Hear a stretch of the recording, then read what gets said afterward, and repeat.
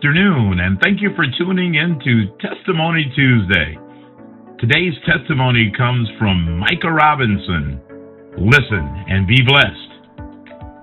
I completely ruptured my Achilles tendon February 16th of this year. I elected to have surgery, and because of that, I was placed in a cast. About a week into my recovery process, I began to have a pain in my back. Because I was using crutches, I thought it was maybe I was using my crutches improperly. A couple days go by, I'm walking to the car. I get in the car, I feel like I'm about to faint, shortness of breath. I tell my wife, this is at the beginning of COVID, so she tells me that that's one of the signs maybe I should go to the hospital. A couple more days pass and the pain is persisting and it's getting worse. I'm laying in the bed, it's about 11:30, and I'm having this conversation in my head like something is terribly wrong, but I don't want to go to the hospital, the emergency room, because of the time of night, disrupting my family, everything. I said, but I couldn't even lay down in the bed. When I coughed, it felt like my lungs were about to explode. Thankful that I went. So we go to the emergency room. 3 hours into it, I begin sweating profusely. I'm sweating out my clothes. I'm going from hot to cold.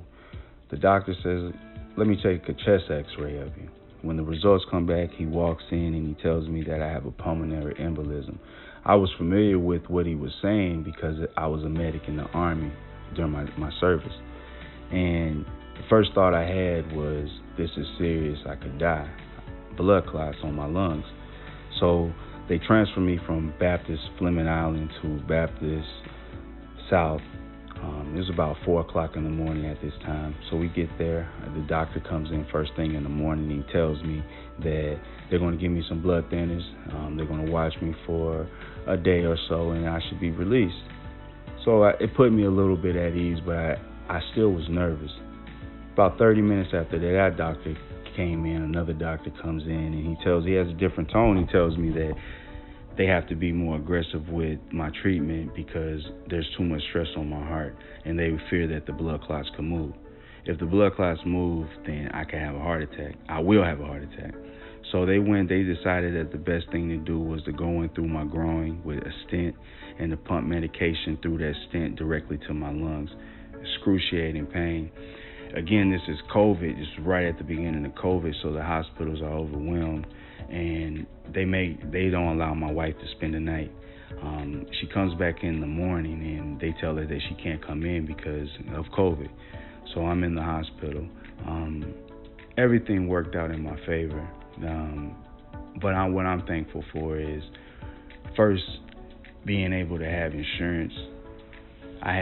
I'm a disabled veteran, so I always depended on my health care with the VA. But because I had gotten married recently, I had gotten health care through my job for my daughter and my wife. So that allowed me to have health care. Secondly, just going to the hospital. I look back on that, and if I didn't go, it was very likely that I had a heart attack, and nothing could be done after that. Third, for the healthcare professionals that were around, I told them what was going on with me, and God allowed them not to be thinking about other things, preoccupied, for them to use the training and the knowledge that they had to really find out my issue, and they were able to do something about it. I had a situation where if nothing was done, I was going to die. So those three things, I'm just thankful for God's grace, God's mercy. I'm thankful for all the prayers. My wife was able to get up with Bishop Yarborough during that time. She was so scared she didn't want to talk to anybody. She talked to my mother, her mother, and Bishop Yarborough. But I remember when he told me that he had got in contact with Pastor, and Pastor prayed for me. Those are the things that you're thankful for. I'm thankful for my support system and just everything working out in my favor. I'm able to see my family, and if things didn't work out like they did, it wouldn't have been that. So I'm just thankful, and I wanted to share that with everyone. What a mighty God we serve. Saints, I pray you are blessed and inspired. May God continue to bless you and keep you